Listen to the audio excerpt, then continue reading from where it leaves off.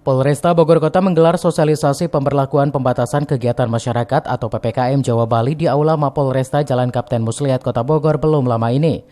Sosialisasi yang diikuti oleh pengelola mal dan pusat bisnis perkantoran, pengusaha sentra kuliner, serta koordinator security wilayah Kota Bogor ini untuk memberikan pemahaman terkait aturan baru pemerintah pusat dalam memutus mata rantai penyebaran COVID-19.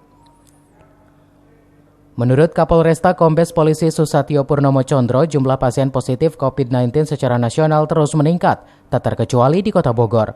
Oleh sebab itu, pelaksanaan PPKM berbeda dengan pelaksanaan PSBB. Polresta juga telah membentuk tim khusus pemburu pelanggar PPKM yang akan bertugas patroli dan mengawasi kegiatan di mal-mal, pusat bisnis, perkantoran, dan sentra-sentra kuliner. Mengingatkan bahwa kita saat ini sudah masuk dalam masa PPKM, pemberlakuan pembatasan kegiatan masyarakat. Ini harus menjadi momen untuk kita semuanya menekan tingginya angka COVID di Kota Bogor ini. Ingat, restoran, pusat kuliner hanya boleh 25% makan di tempat. Pusat-pusat perbelanjaan beroperasi hanya sampai dengan pukul 19.00.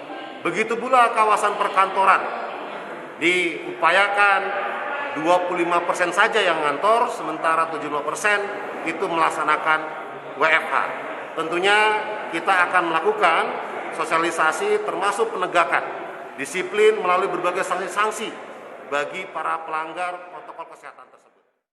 Kapolresta berharap seluruh elemen masyarakat bisa memahami dan dapat bekerja sama dengan baik untuk bersama-sama memerangi COVID-19 agar pandemi ini bisa segera berakhir. Dari Kota Bogor, Herman Bons melaporkan.